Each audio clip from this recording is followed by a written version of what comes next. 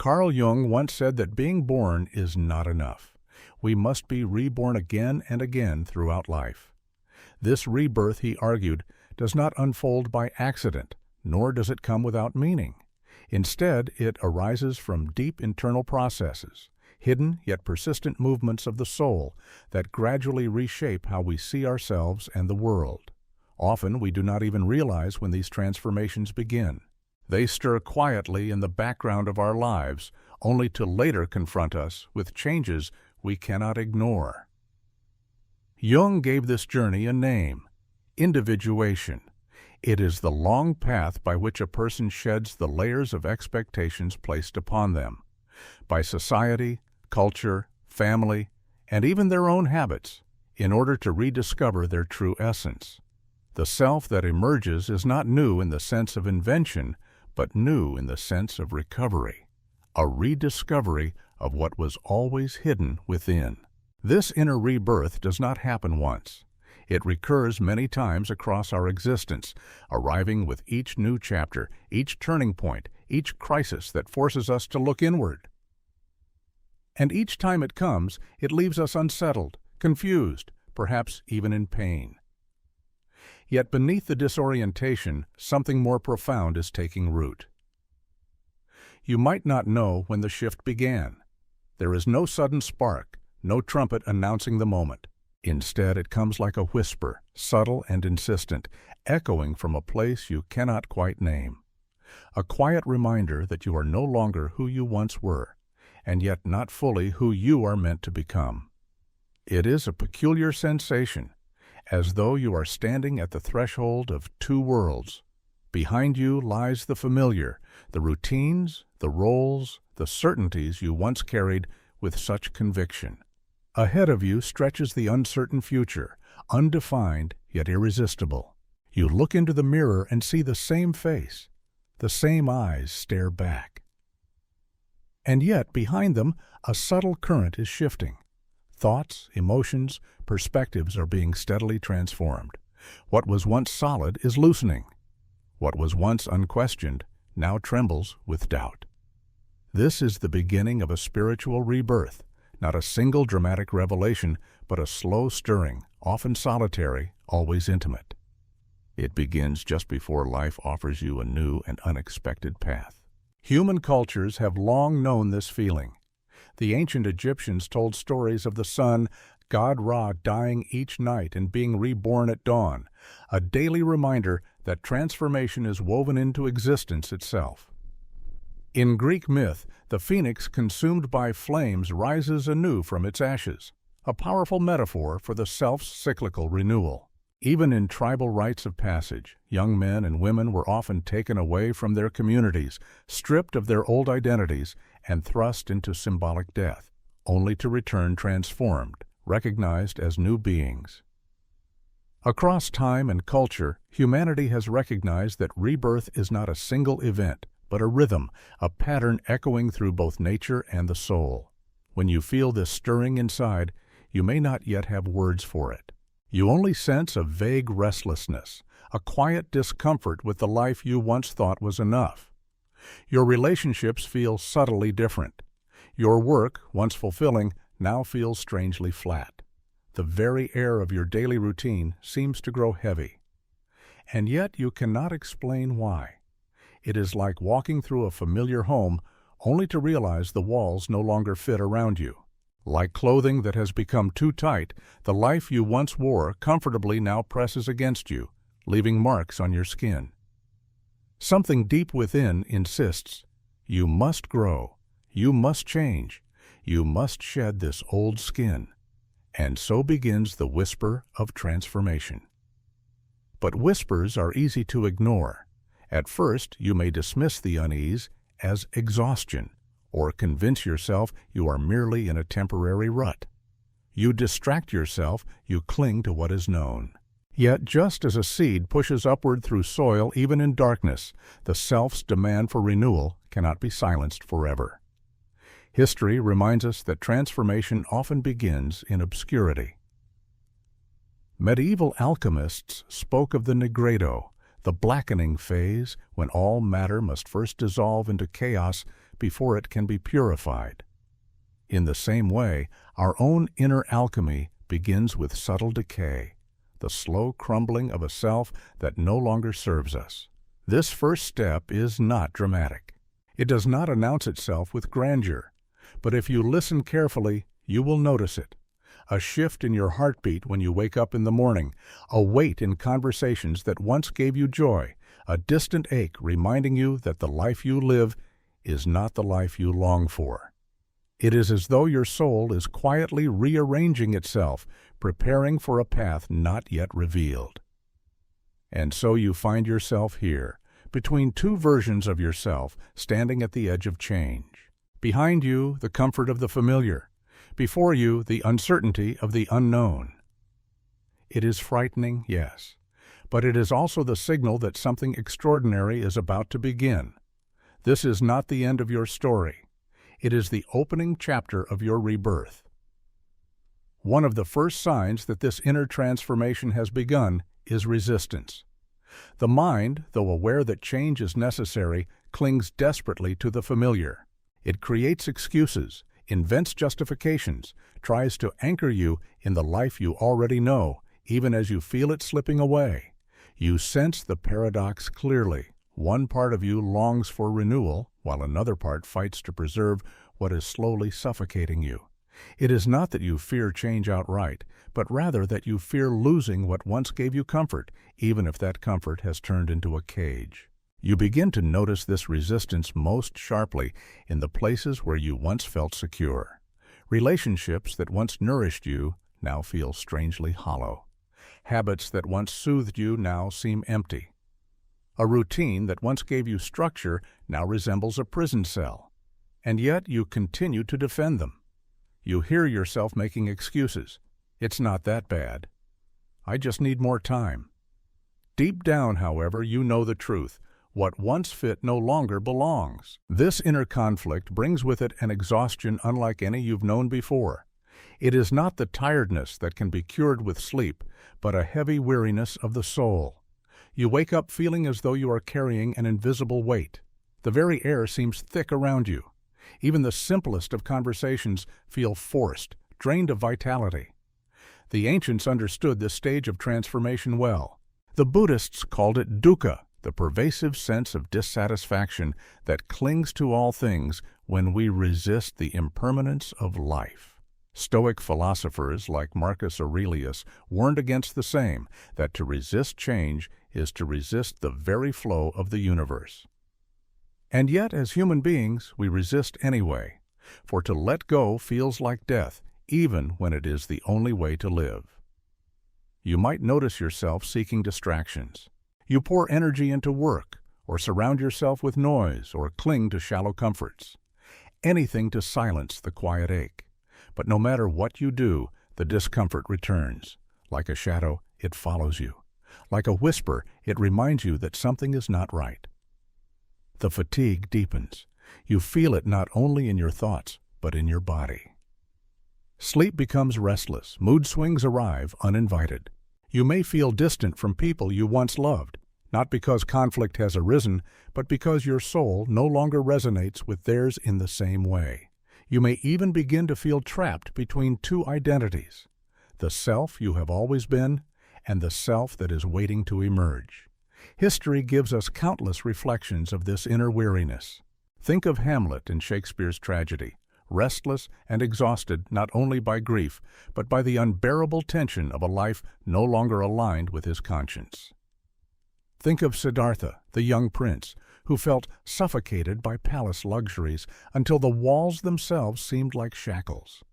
These are not just stories. They are mirrors of our own experience. They reveal the same truth Jung emphasized, that this exhaustion is not a sign of failure. It is the birth pangs of transformation. What once brought joy no longer satisfies.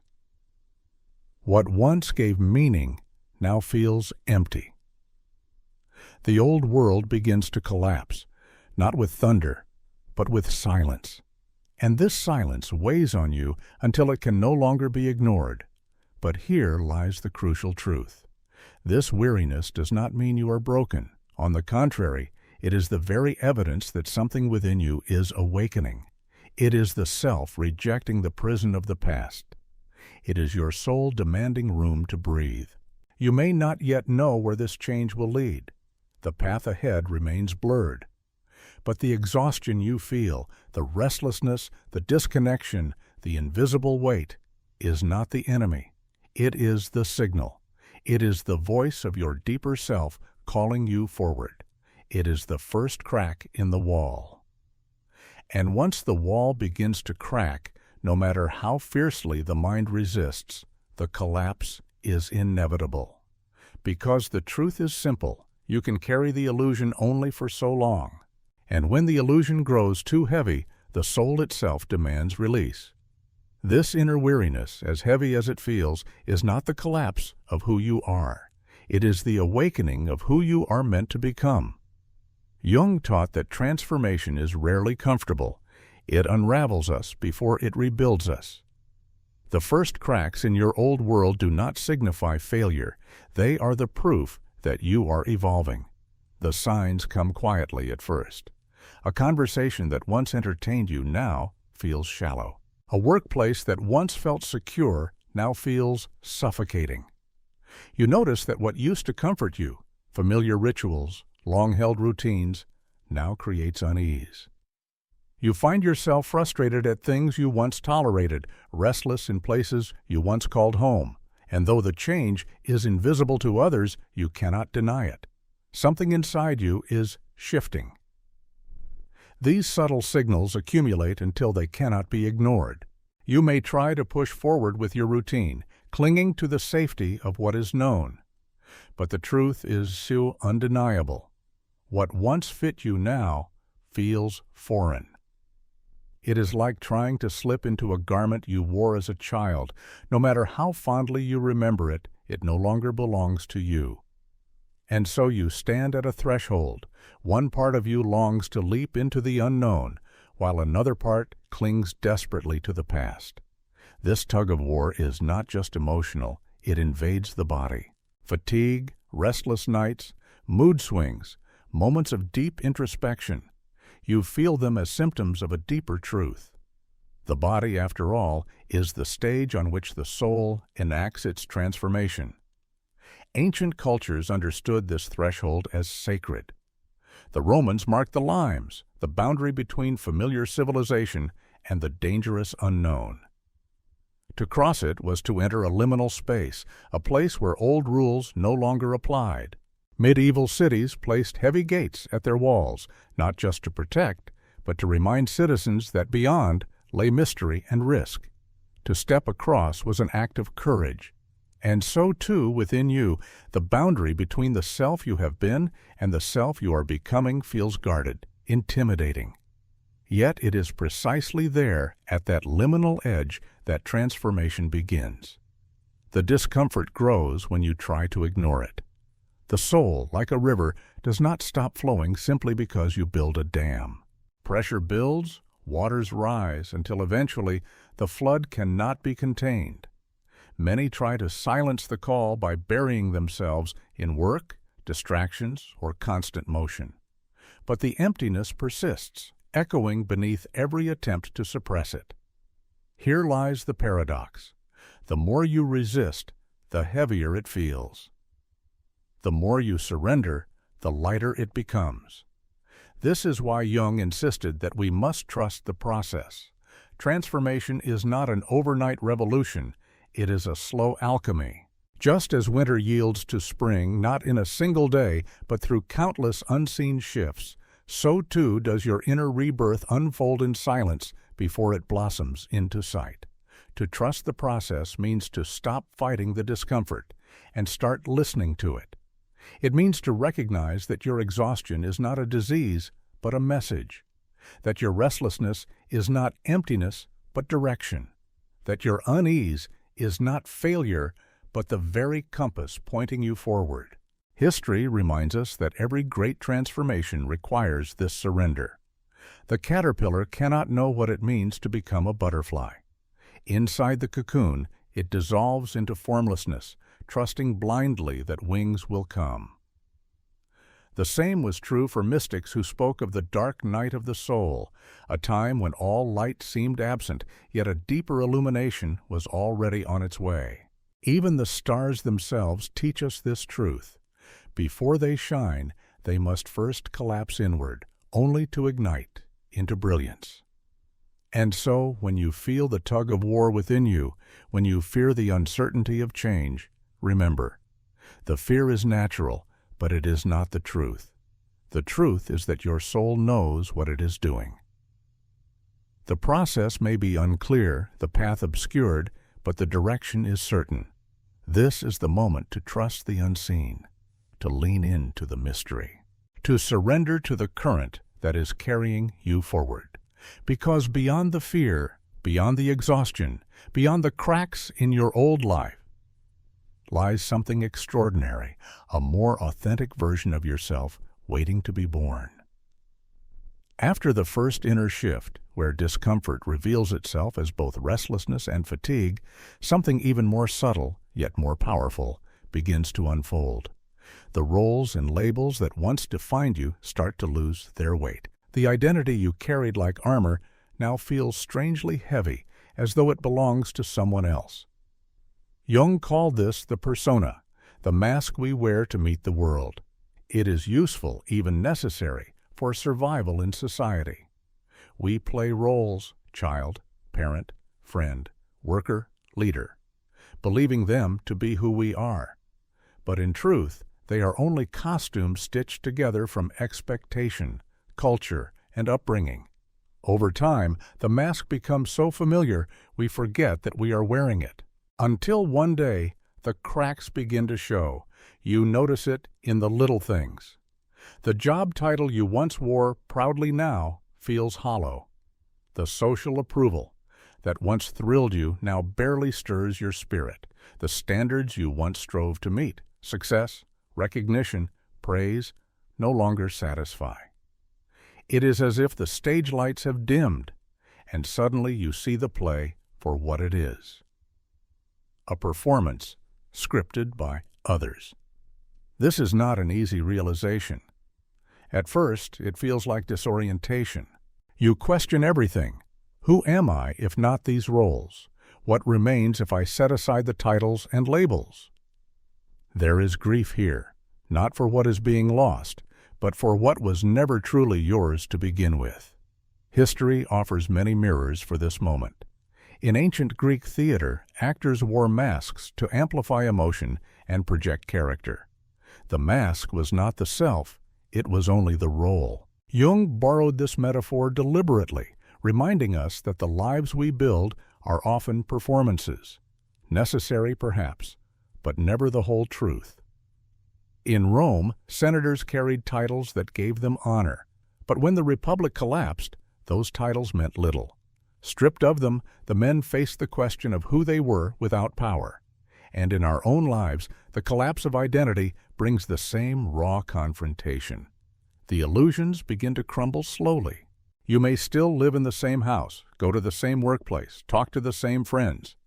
Outwardly, nothing has changed, but inwardly, the foundations are dissolving. What once felt permanent reveals itself to be fragile. What once seemed inevitable now feels optional, even unnecessary. This erosion is unsettling, yes, but it is also liberating. With every crack in the old mask, a clearer vision of your authentic self begins to emerge. For the first time, you glimpse a life not dictated by the roles you inherited, but shaped by the truth that has always lived quietly within you. And yet, the mind resists. It whispers that without your roles, you will be nothing. That without the familiar labels, you will vanish into emptiness. But the deeper truth is this: you are not losing yourself. You are shedding an outdated version of yourself. You are peeling away the mask to reveal the face beneath. This stage of transformation is not glamorous. It is not sudden.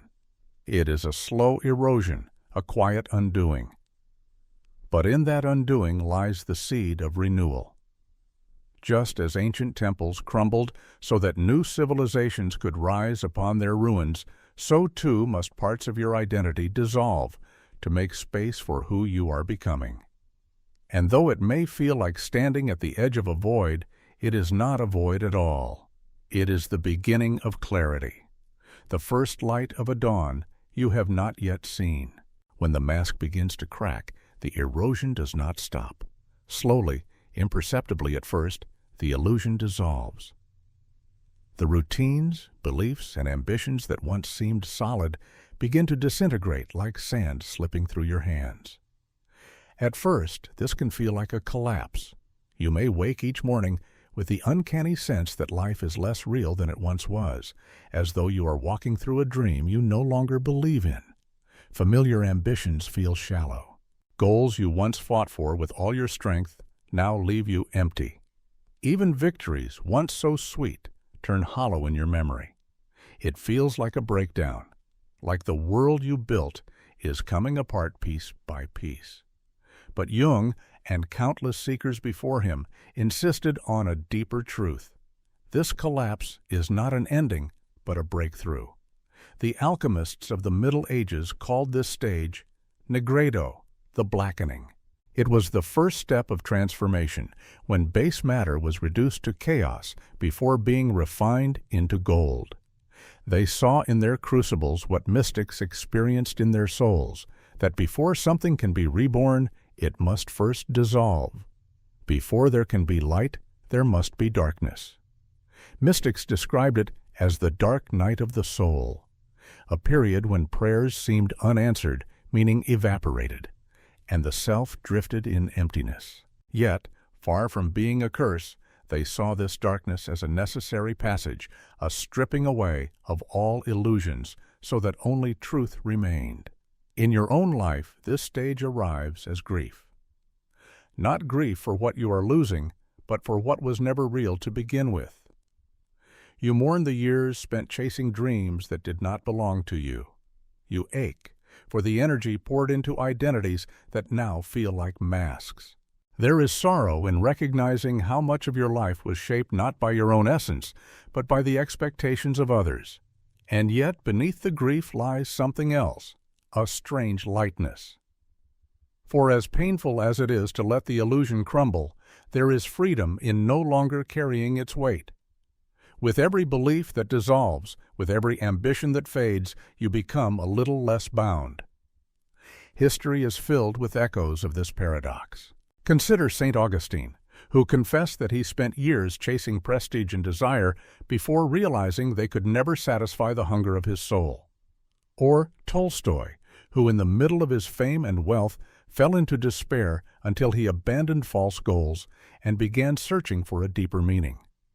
What looked like collapse was in truth the fracture that allowed the light to enter. This is why Jung insisted that individuation is not about perfection, but about wholeness. To become whole, the false layers must fall away, and falling away by its very nature feels like breaking.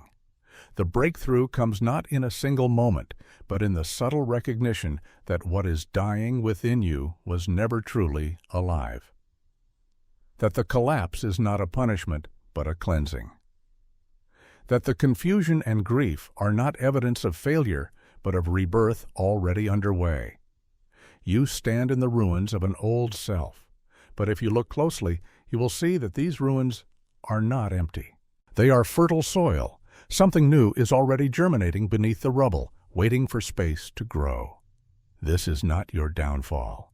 It is your threshold. And though the mind cannot yet imagine what lies beyond, your soul already knows. The fracture is not the end, but the beginning of your breakthrough. When the fracture has done its work and the old identity lies in pieces, something strange emerges in its place.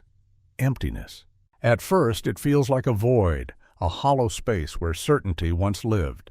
Without your former roles, without the ambitions that used to propel you forward, you may feel adrift, like a traveler standing in a vast wilderness with no map, no compass, only silence. This emptiness is unsettling.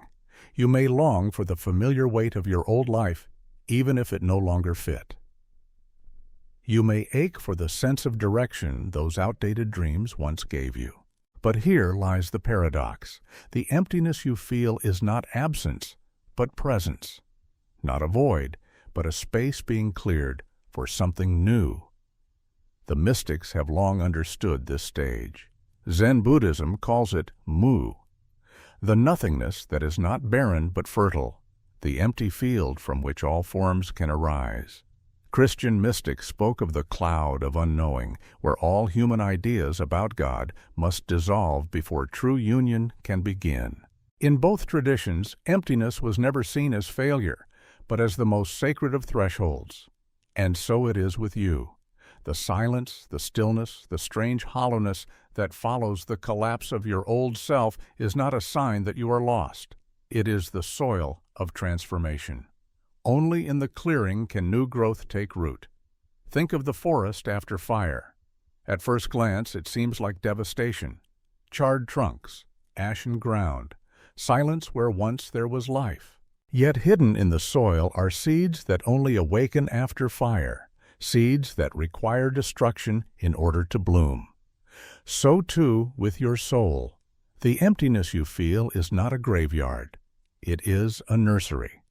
But to remain in emptiness requires courage. The temptation to run back to the familiar is strong.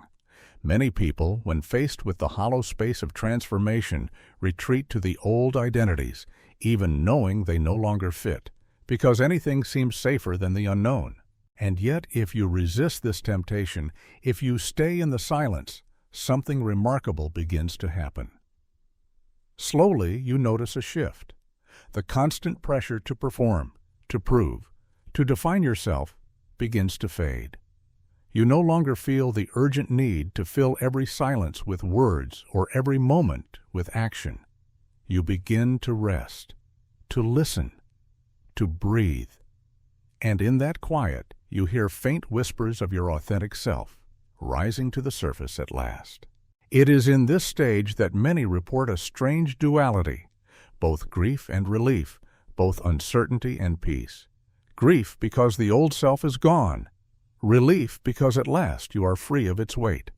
Uncertainty because the path ahead is unclear. Peace because for the first time in a long time, you no longer need to pretend. This sacred emptiness is not the end of transformation. It is its most important step. It is the clean canvas on which your life will be redrawn.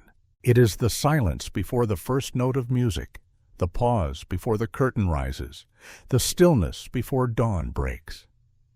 You are not lost. You are being prepared. And though you cannot yet see it, the emptiness itself is a gift, the proof that your soul has made space for what is about to arrive. From the silence of emptiness, something begins to stir. It is not loud, not dramatic, but it is undeniable, a restless pulse within you, an insistent whisper that simply existing is no longer enough. To go through the motions, to repeat the cycles of work, habit, and shallow achievement. It all begins to feel hollow, like a play you've already seen too many times. This is the third great transformation, the uncontrollable need to seek deeper purpose. At first, it begins with small questions. Why am I doing this? Who am I really serving? Does this life reflect my true essence, or only the expectations I inherited? These questions grow, multiplying quietly in your mind until they can no longer be silenced. The goals that once propelled you forward, status, recognition, material success, begin to lose their weight. Their shine fades. In their place arises a new longing for authenticity, for connection, for meaning that feels alive. History is filled with souls who reach this threshold. St. Augustine, despite his brilliance and prestige, confessed in the Confessions that he was consumed by vanity until the emptiness became unbearable. He realized that wealth, lust, and honor could never satisfy the deeper hunger of the soul. Centuries later, Leo Tolstoy, at the height of his fame as one of the greatest writers alive, fell into despair so deep that he contemplated ending his life. Nothing, neither his art, nor his wealth, nor the praise of society, could answer the question of why he lived. And so he abandoned false pursuits to search for truth. Even the Buddha's journey began here. Sheltered in luxury, surrounded by abundance, he was haunted by a quiet emptiness. One night he left his palace and all its comforts behind, walking into the uncertainty of the world in search of something real. Like them, you too may feel the same stirring, a sense that beneath the life you live, something essential is missing. You may find yourself drawn to books, ideas, or conversations that once held no appeal. Suddenly, philosophy seems urgent, psychology revealing, spirituality alive with possibility. You read not to accumulate knowledge, but to quench a thirst you cannot name. This is not curiosity for its own sake. It is hunger. It is the soul's demand for nourishment. And though the world around you may look unchanged, inside, the foundations of your purpose are being rewritten. The most fascinating aspect of this shift is that it often appears in the most ordinary moments. You may be sitting at a desk, driving a familiar road, or washing the dishes when it strikes you. This cannot be all there is. In those moments, the whisper grows louder. You feel the undeniable truth that you are being called toward something more, though you may not yet know what that more is. This longing can be frustrating. It does not offer clear answers. Instead, it gives you yearning without direction, desert without a map. You may feel restless, even tormented, by the sense that you are meant for something deeper, but cannot yet grasp what it is.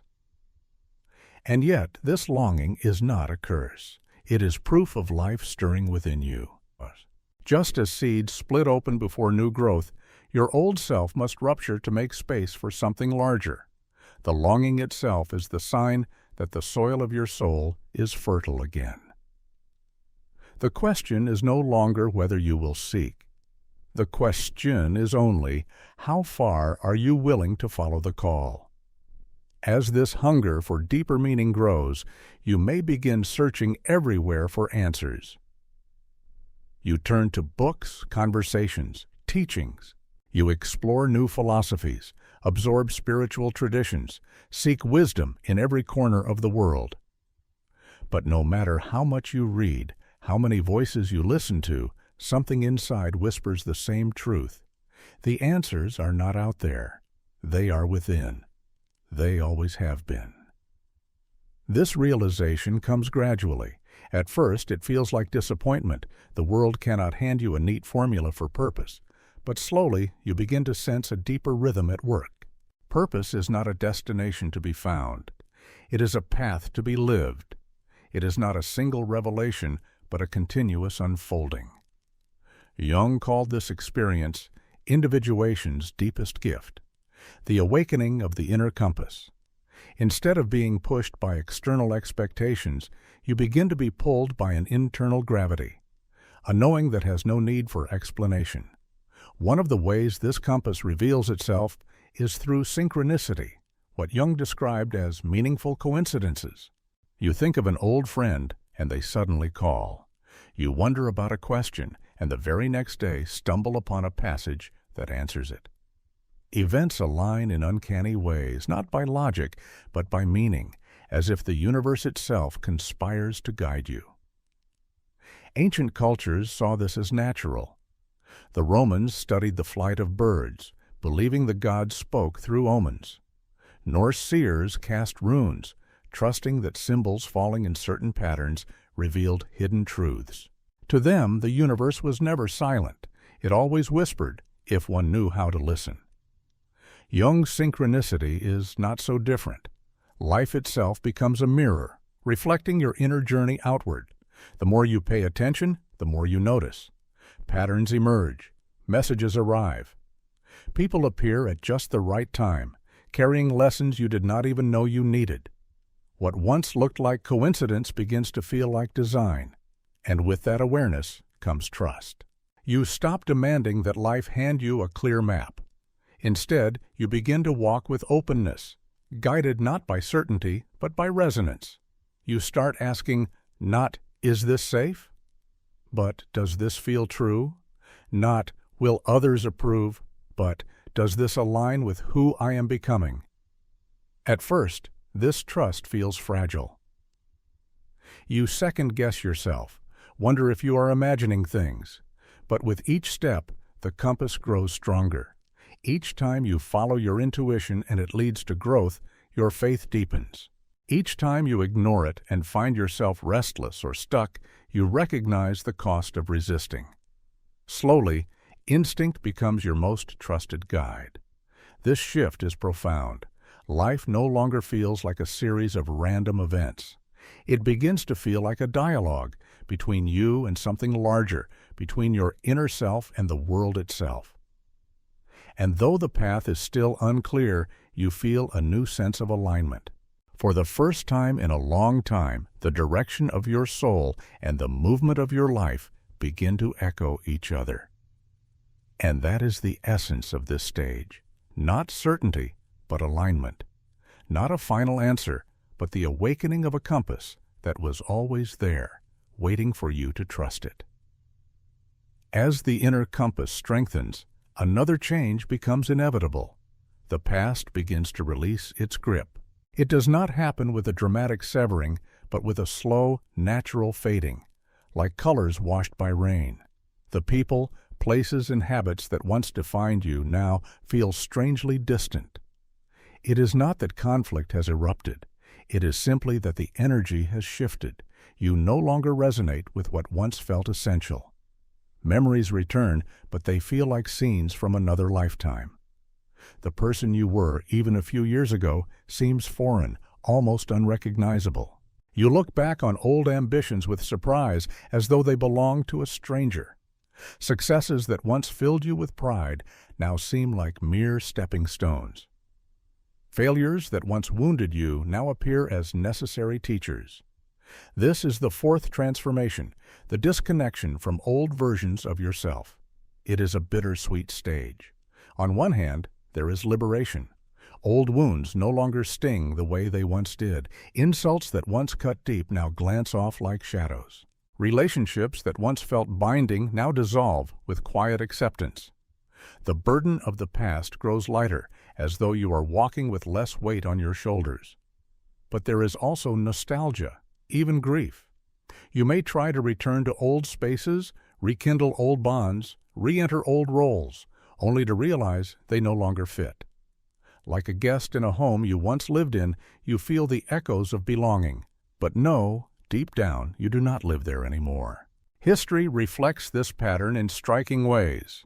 Cities rise, flourish, and eventually decline, not because they failed, but because their time has passed. Pompeii, once a vibrant Roman town, was buried in volcanic ash and left behind, preserved only as memory. Angkor Wat, the magnificent Khmer capital, was eventually abandoned to the jungle, its stone temples overtaken by roots and silence.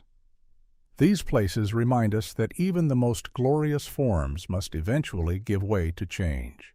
And in the ruins of what was, new life always takes root. So it is within you.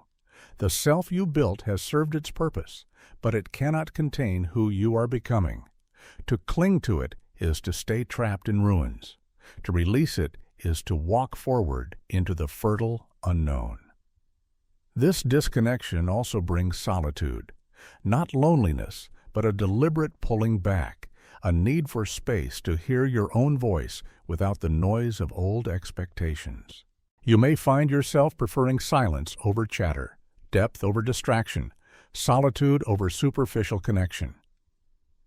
In that space, you begin to feel not emptiness, but clarity. It is here you realize that the past does not define you. It prepared you. That every step, even the missteps, carried you to this threshold. And while you may carry gratitude for what has been, you no longer need to live within its shadow. The breaking away is not a loss. It is an opening. It is the clearing of an old field so that new seeds may grow. And though the nostalgia lingers, the deeper feeling is freedom. The freedom to walk forward unburdened, carrying only what truly belongs to you. As you step free from the weight of the past, something unexpected begins to awaken. It is not dramatic at first, more like a shift in how the air feels on your skin, or how silence begins to speak louder than noise. Your senses sharpen, your awareness deepens. You begin to feel life in ways you never could before. This is the fifth transformation: heightened sensitivity and the awakening of intuition. Suddenly, you notice the energy of a room the moment you walk in. You can sense intentions behind words, even when nothing is spoken. You feel the weight of certain environments as though they press against your very skin. Crowds drain you. Shallow conversations feel unbearable. What once passed unnoticed now strikes you with undeniable clarity. At first, this sensitivity can feel overwhelming. Sounds seem louder. Emotions run deeper. The sorrow or tension of others seeps into your own heart. But slowly, you realize this is not a burden. It is a gift. It is your soul's way of tuning itself to a higher frequency, one that aligns you with what truly nourishes and guides you. Your intuition becomes sharper than logic. Decisions that once required endless rational debate now become clear in an instant. You feel the pull of truth in your body, a subtle knowing that bypasses explanation.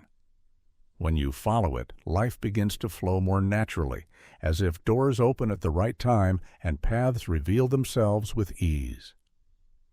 Mystical traditions have always spoken of this awakening. Shamans across cultures described entering altered states to hear the voice of the spirit world. Prophets in ancient Israel spoke of dreams and visions guiding their people. The Greeks sought answers from oracles, trusting that the divine spoke through sudden insight. In every age, heightened sensitivity was seen not as weakness, but as a sacred ability. And so it is with you.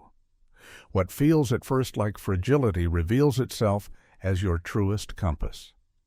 You begin to trust not only your mind, but the subtle wisdom of your heart, your body, your spirit. You stop chasing answers outside and learn to listen inward. This stage transforms not just how you perceive the world, but how you live within it.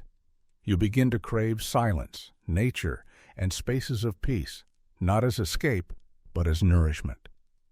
You no longer need constant distraction. Instead, you seek what feels real, what carries depth. And with that shift comes freedom. You no longer make choices out of fear or the hunger for validation. You no longer feel the need to wear masks to earn approval.